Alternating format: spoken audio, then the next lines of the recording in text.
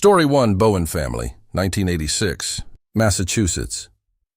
I remember the first time I heard it, the soft thump of footsteps in the hallway at night, even though my parents were asleep and the house was supposed to be empty.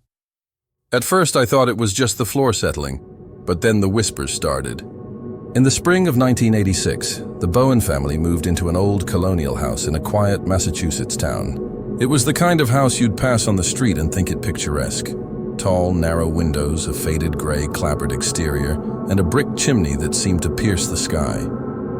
Inside, the air smelled of dust and polished wood, the kind of scent that made you feel like time had paused within its walls. My parents were thrilled. An affordable place with character, the real estate agent had said. But something about the house felt off from the very first night. The first signs were subtle. Doors creaked as if someone had just walked by. Cabinets would be slightly ajar in the mornings, even though everyone swore they had been closed. My little sister, Emily, started waking in the middle of the night, crying about shadows she saw in the corners of her room. "I saw a man," she whispered one night, her eyes wide in the darkness. "He's hiding, watching." My parents dismissed it as nightmares, but I couldn't shake the feeling that she was telling the truth. One evening, I was in the living room reading when I noticed something strange. A faint scratching sound coming from the wall near the staircase. I pressed my ear to the surface and froze. It wasn't random. It was rhythmic, deliberate. At first I thought it might be mice, but the sound was too methodical, too human. The scratching continued nightly, always at the same time, like someone marking the hours in a secret rhythm I wasn't meant to understand. By the third week, my father noticed something too. Late one night, he heard breathing in the kitchen, low and slow, even though we had turned off all the lights. He dismissed it, of course, but he started sleeping with the hallway light on. My mother began double-checking the locks, convinced someone could be inside the house. And then the footsteps returned. They weren't just at night anymore. They followed us during the day, soft thuds behind closed doors, faint shuffling when no one else was home. It wasn't until Emily vanished for a few minutes that we realized how serious it had become. I was upstairs, changing my clothes, when I called for her. Silence. Panic rose in my chest as I sprinted through the hallway, only to find her standing in the living room, staring at the wall near the staircase. "He's here," she said, trembling. I saw him again. "He's hiding!" My parents exchanged worried glances, their dismissals faltering. We decided to investigate. My father brought a flashlight and a screwdriver, insisting he would check for hidden pests or structural issues. As he removed a panel near the staircase, the house seemed to hold its breath. The light revealed something that made my stomach drop, a narrow crawl space behind the wall, just big enough for a person to squeeze through. It was dark, damp, and smelled faintly of human sweat. We called the police. What they found shocked everyone. Daniel Lant, a man in his mid-30s, had been living inside the walls of our home. He had no legal claim to the house and no apparent connection to the Bowen family. He had been there for months, surviving off food he stole when we weren't home, observing us, moving silently through the hidden spaces. He wasn't violent, at least not in the way anyone expects, but the idea that he had watched our lives unfold from within the walls, knowing our habits, our schedules, our fears, was enough to make our skin crawl. The aftermath was surreal. Daniel was taken away, the walls repaired, and yet the house never felt the same. Every creak of the floor, every shadow in the corner, every whisper of wind against the clapboards reminded us of him. At night, I still swore I could hear someone breathing through the walls, counting, waiting. Even now, decades later, when I drive past that old colonial on a quiet Massachusetts street, I find myself gripping the steering wheel a little tighter. The windows are the same, the paint the same, but I know what could be hiding just behind the surface, silent and patient. Some houses, I've learned, don't forget the people who lived within them. They remember. And sometimes, so do the people who shouldn't be there at all. Story 2, Ohio State, 2013. I always thought the scratching behind the basement wall was just the house settling, until I found out I wasn't the only one living there. It started the first week of classes at Ohio State, back in 2013. 4 of us, me, Jenna, Kyle, and Marco, rented a cheap two-story house just a block off campus. The rent was too good to pass up, and the house looked normal enough. Creaky floors, drafty windows, a sagging porch. We joked about the weird smells that sometimes drifted up from the basement, but we all shrugged it off. Old houses have smells. The first odd thing I noticed was the footsteps. Not ours, not the neighbors, just soft thumps, like someone pacing down below while we were all asleep. I mentioned it once in passing, and Kyle laughed, saying the house probably had ghosts of roommates past. We all laughed along, but I couldn't shake the uneasy feeling as I lay in bed listening to the muted rhythm from beneath the floorboards. A few days later, Jenna complained about things going missing. Her favorite scarf, a pair of headphones, even a notebook she swore she left on the kitchen counter. Kyle insisted she was just being forgetful, but then I started noticing small changes too. My wallet wasn't where I left it, a half-empty bag of chips gone. Nothing violent, nothing confrontational, just gone. Then came the noises. Not just footsteps, but the whispers. At first, I thought it was the wind, or maybe the pipes groaning. But then I heard it clearly one night as I went to grab a glass of water. Soft, low murmurs, almost like someone muttering to themselves. They stopped immediately when I froze, listening, and no one else was awake. By the second week, we all agreed something was off. We started leaving notes. Stop taking things. We know you're there. We joked, but none of us laughed anymore. The unease was constant, gnawing, and then Kyle noticed the basement door. It was an old, heavy wooden door, tucked behind the laundry machines.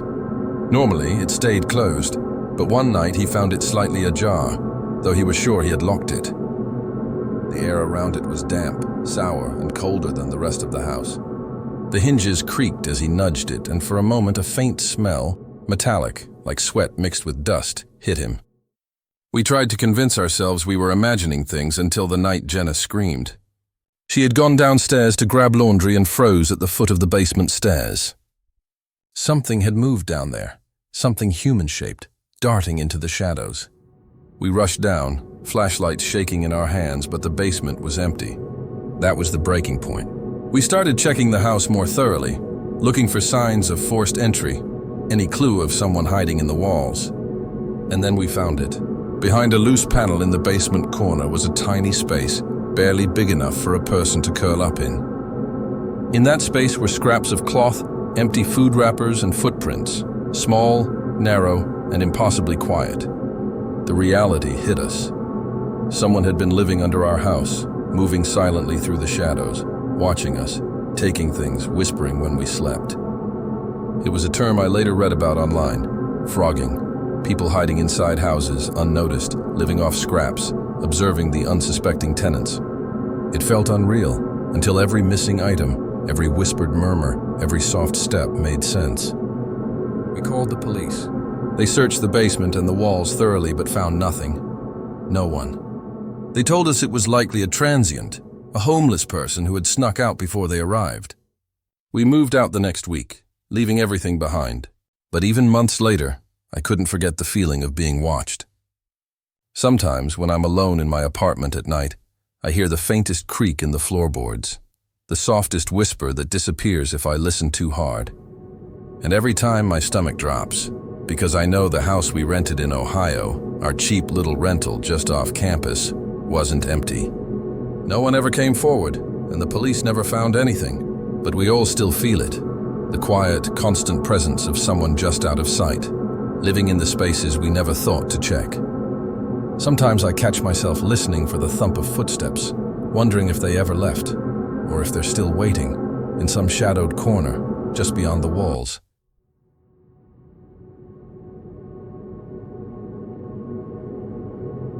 Story 3. Washington. Ashley's story, Spokane. I never thought a single creak in the ceiling could make my blood run cold. But that was before I realized I wasn't alone in my own home. I just moved into a modest two-story house in Spokane, Washington. The kind of place that looked cozy in daylight but took on a hollow, echoing presence at night. The first week was mostly uneventful, aside from the occasional groan of the floorboards and the old pipes rattling. But then the noises started. At first it was subtle, soft shuffles above my bedroom ceiling, like someone pacing slowly in the attic. I chalked it up to the house settling. Old houses make noises, right? Then came the scratching. A faint, deliberate scratching, almost like fingernails dragging across wood. It always happened at night, just as I was drifting off. My pulse would spike. I'd freeze under the blankets, straining to hear anything more. Some nights I convinced myself it was a raccoon, or maybe a bird trapped in the attic vents. But every morning nothing seemed disturbed. No feathers, no droppings, no footprints, nothing. A month in, the sounds grew bolder. Soft thumps, almost like someone kneeling and then standing. Then one night, a whisper. Not words, just a breath. Sharp and close, brushing against the ceiling above me. My heart pounded so hard I thought it would burst. I checked every corner of the house, closets, even the attic hatch, locked and empty. Yet the feeling of being watched refused to leave. One evening I stayed up, pretending to read, flashlight in hand. Around midnight, I heard it again.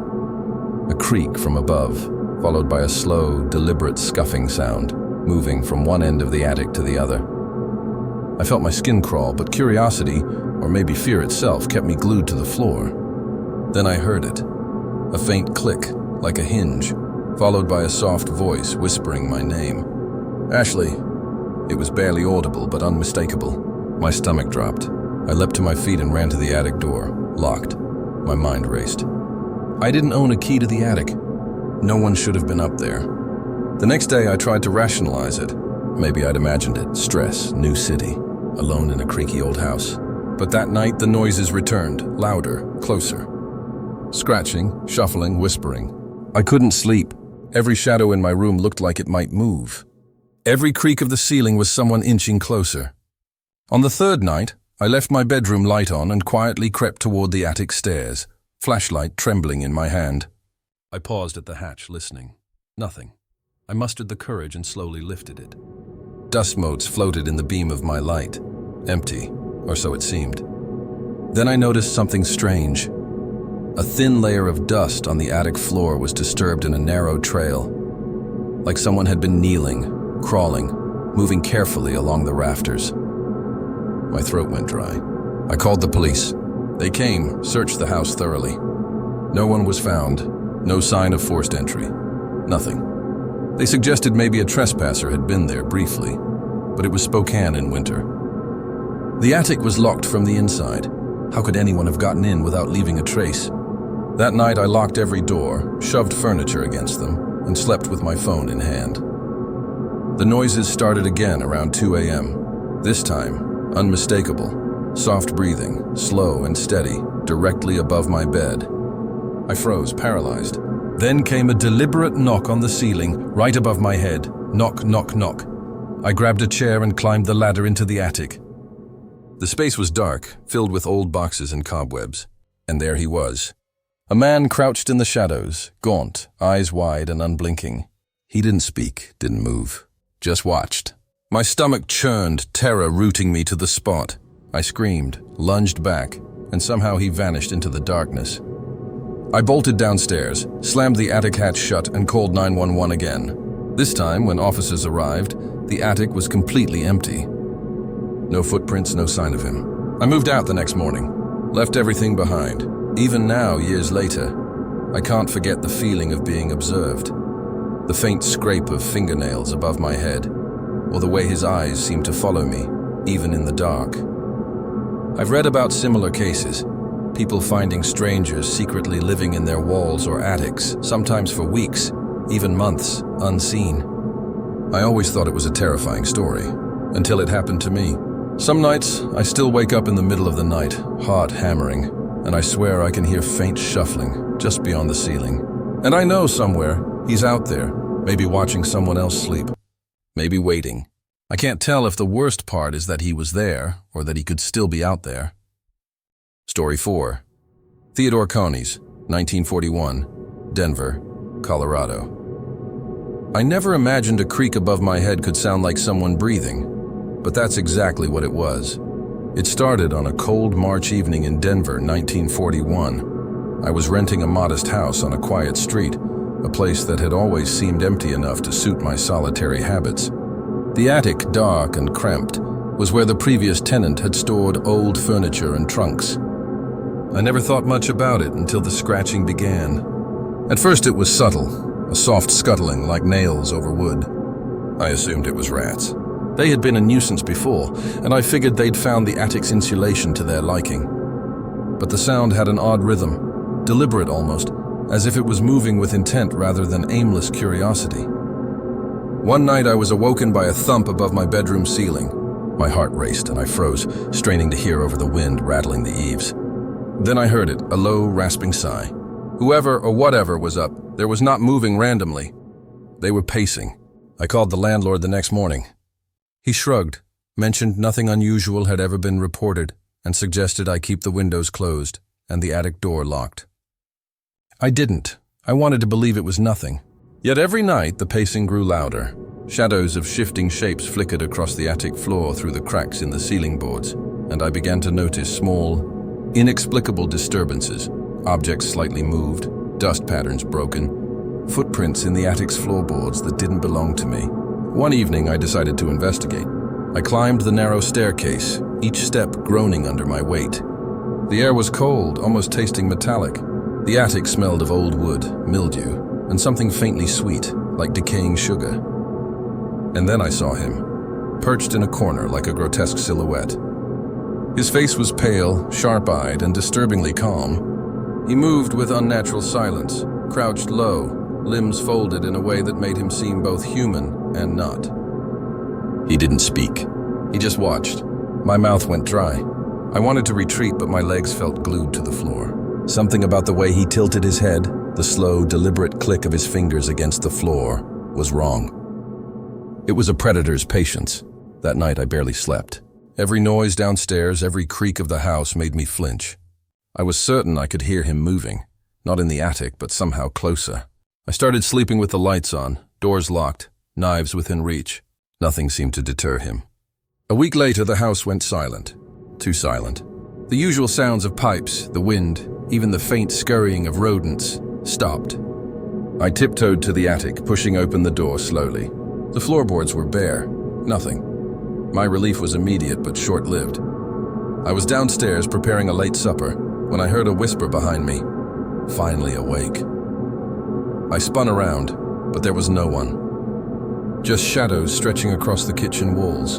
And then I felt it, a presence, watching me from the ceiling corner, eyes fixed, body crouched unnaturally, ready to spring. I stumbled backward, heart pounding, and the whisper came again, this time a hiss. "You shouldn't be here." I bolted outside into the icy night.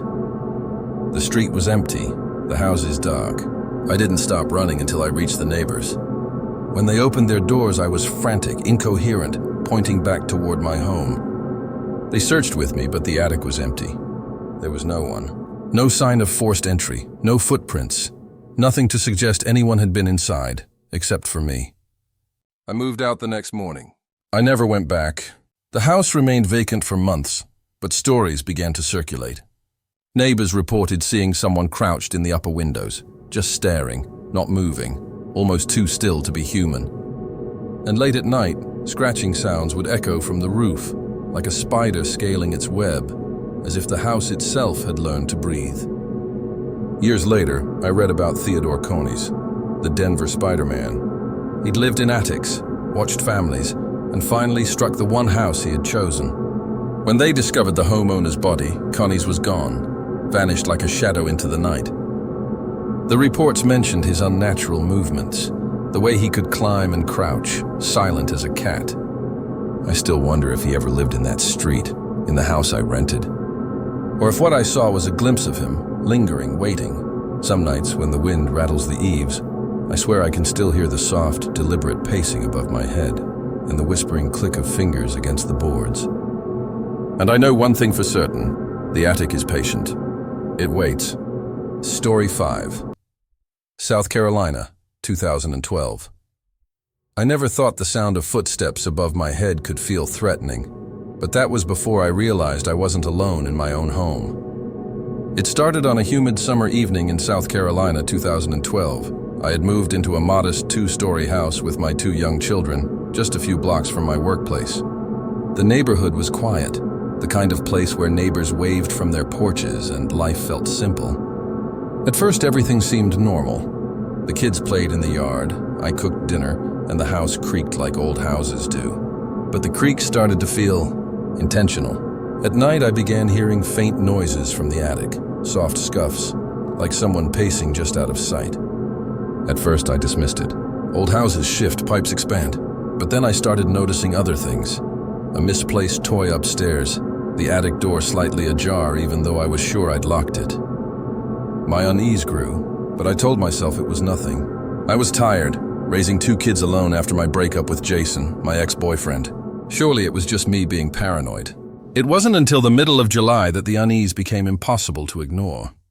I woke in the early hours to the unmistakable sound of someone breathing above me. It was slow, deliberate, almost patient, like someone was lying in wait. I froze, heart pounding, listening. The sound stopped when I crept out of bed, and when I checked the attic door, it was locked. My mind screamed that I was imagining it, but deep down, I knew I wasn't. Over the next week, the incidents escalated. Objects in the house shifted slightly. Kitchen knives moved, a pillow out of place, the children's toys scattered in ways they hadn't been left. At first, I considered calling the police, but I worried about being ridiculed. Who would believe a woman whose imaginary intruder seemed almost invisible?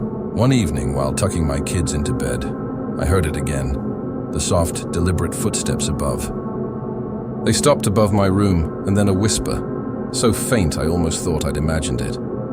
I'm still here. My blood ran cold. That voice, it was Jason's. I called my best friend over, and together we checked the attic. Nothing. The door locked securely. But that night, I slept fitfully, the hairs on my arms standing on end whenever I heard the faintest creak. A week later, the truth revealed itself in the most horrifying way. I was in the living room folding laundry when I noticed the light in the attic flicker. There was no light switch up there, at least not one I had ever turned on. My stomach sank. I grabbed a flashlight and carefully climbed the narrow attic stairs. The moment I lifted the door, a rush of stale, musty air hit me. Then I saw him. Jason had been living in the attic the whole time. His hair was matted, his clothes torn and dirt-stained. He had fashioned a small space with a cot, a few canned foods, and a stack of photographs, some of me, some of my kids. It was worse than I imagined, a silent, constant presence, watching. I realized the noises, the misplaced items, the whispers. It had all been him, observing us day after day. He didn't speak when I found him. He just stared, wide-eyed and unnervingly calm. I remember my hands shaking so badly I could barely hold the flashlight. I backed down the stairs and called 911, my voice trembling. When the officers arrived, he didn't resist. He'd been there so long that the attic smelled of him, sweat, damp wood, and something metallic I couldn't place. Jason was arrested, but the house never felt safe again. I sold it a month later and moved far away. My children still occasionally ask about the man in the ceiling, and I force a smile, telling them it was just a scary story. But even years later, when I hear a creak in a quiet house, my chest tightens, my skin prickles.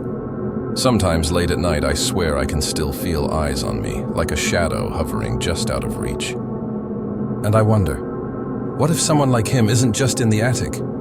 What if he's always watching, always waiting, in the spaces you think are safe? I will never look at an attic the same way again. Story 6. Oklahoma, 2020. I could hear it before I saw it. Tiny, deliberate thumps overhead, like someone pacing slowly across the ceiling. At first, I told myself it was just the house settling, but deep down, I knew that wasn't true. It started on a Sunday evening in Oklahoma, summer of 2020. I had moved into a small single-family home on the edge of town. Nothing fancy, but quiet and affordable. I enjoyed the silence after a long week at work, though that weekend the silence felt wrong. I noticed first that a jar of peanut butter was missing. Not half, not a spoonful, gone entirely. I shrugged it off at first, blaming myself for misplacing it. But by Monday, a few cans of soup and a loaf of bread had disappeared too. I live alone, and while I have nosy neighbors, I'm careful with my space. The idea that someone could have been in my home without my knowledge was impossible, or so I thought. I began locking doors obsessively, checking windows, setting little traps with flour in the kitchen to catch footprints. Nothing. Yet every morning, items would vanish. And then I noticed it. The soft, irregular creaking above my bedroom ceiling. At first I tried to rationalize it. Squirrels, a raccoon in the attic, maybe the old wood expanding in the heat. But then I heard the whispers. Faint, almost imperceptible. Not words, just breathy, low murmurs coming from somewhere above. I started recording on my phone, leaving the recorder running while I slept, hoping it was some weird wind pattern, but what I captured made my stomach drop. There were tiny footsteps, slow, deliberate, circling the attic beams, and then a scraping sound, like nails on wood. By Thursday, the house felt watched. I'd leave the living room for a few minutes, return, and things would be shifted. Books slightly out of place, a chair angled differently, crumbs where I hadn't left them. I stopped eating in the kitchen, eating only in my bedroom, doors locked, blinds drawn. The sense of someone living above me, breathing, eating, moving. It was unbearable. Finally, I couldn't take it anymore. I borrowed a flashlight, a hammer, and climbed into the attic hatch. The steps groaned under my weight, and a smell hit me immediately, damp, musty, faintly metallic. My flashlight swept across the attic, catching broken boxes, dust-covered furniture, and a blanket. A small, tattered blanket that looked freshly used. My heart raced chest tight. Then I saw him, curled up behind a stack of old boxes, staring at me. A man, maybe late 30s, thin, dirty, eyes wide and unblinking. He didn't move. Just stared. His hair was matted, clothes torn, and his presence radiated desperation. "Please, don't," he whispered, voice cracking, almost childlike. He looked human, but wrong in a way that set every instinct on edge. I froze, unsure whether to scream, run, or reach for the phone in my pocket. He clutched a loaf of bread to his chest, trembling. "What are you doing here?" I managed, voice barely steady. I didn't mean to. I just..." His voice faltered, eyes darting to the floor. "I've been hiding." I realized then he'd been living in my attic for days. Eating my food, watching me, moving silently while I slept. I tried to stay calm, told him to leave, but he wouldn't. He seemed terrified, but also desperate to stay, as if the attic itself was a refuge from something worse outside. I called the police, who arrived quickly. He was taken away without a struggle, muttering about being hungry and cold and needing to hide. I later learned he had no permanent address and had been living in abandoned buildings nearby. Even after the police left, the house felt different. I couldn't shake the feeling of someone still up there, in the dark corners of the attic. Sometimes late at night, I swear I hear a soft shuffle just above my head, a whisper. Not quite words, just the sound of someone pacing. I've checked the attic, the locks, the windows. Everything is secure, but I still sleep with the light on. And every time I open the pantry, I count the cans, the jars, the bread, half expecting to find one missing, as if the attic isn't empty at all. Because in Oklahoma in the summer of 2020, I learned one terrifying truth. You can lock every door, hide every window, but you might not be alone. And sometimes the people you don't see are already living inside your home. Story 7, Oregon. Lisa Leihart's story near Portland. I could hear it before I saw it. The slow, deliberate rasp of breath coming from the walls. At first, I thought it was my imagination, but the sound persisted, patient and intent, as if someone, or something, was waiting for me to notice. It started one rainy evening in my small Portland apartment. I just moved in, drawn by the old charm of the Victorian-era building, with its narrow hallways and creaking floorboards. The place had character, I told myself, and a little charm never hurt anyone. I unpacked my boxes, hung my art on the walls, and tried to settle into what should have been a quiet, ordinary life. That first night, as I was brushing my teeth, I paused mid-stroke. There it was again, a faint exhale, rhythmic, like someone lying just beyond the wall, trying not to be heard. My apartment was small. There was nowhere for someone to hide. I convinced myself it was the pipes or the wind pressing against the old siding. But even as I repeated those words in my mind, a shiver crawled down my spine, and I could feel a pressure in the air, something expectant. The next day, I started hearing it more clearly, low, deliberate breathing whenever I was alone. In the kitchen, in the bedroom, even when I went to the bathroom. It wasn't constant, but when it came, it felt deliberate, almost conversational, as if it was testing me. At first I tried to ignore it, to chalk it up to anxiety, but then the sound began to move, shifting from one wall to another, closer and closer. Curiosity gnawed at me. I started inspecting the apartment, looking for hidden corners, holes, or cracks. Nothing. No vents, no crawl spaces I could access, just the faint smell of damp wood and old paint. Still, the breathing never stopped. I began leaving the lights on at night, but even bright illumination didn't make the sense of being watched fade. Then one evening, I found it. A small panel in the hallway, partially obscured by my coat rack. At first glance, it looked like part of the wall, perfectly ordinary. But when I pressed my hand to it, it felt hollow. My heart began to pound. I could hear the exhale on the other side, slow and deliberate. I knelt and tried to lift it. With a soft click, the panel gave way to a narrow crawl space. It was just wide enough for someone to fit, and the scent hit me immediately. Sweat, ink, and something musty and human. I shouldn't have gone in. I knew that, but I couldn't stop myself. With my phone flashlight cutting through the darkness, I crawled inside.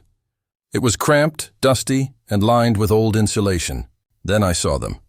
Hundreds of sketches scattered across the floor and pinned to the walls, every one of them a drawing of me. Some were meticulous, others frantic, but all unmistakably of me, captured in my apartment, at my desk, brushing my teeth, staring at my laptop. I swallowed hard, trying not to make a sound, and then I heard it.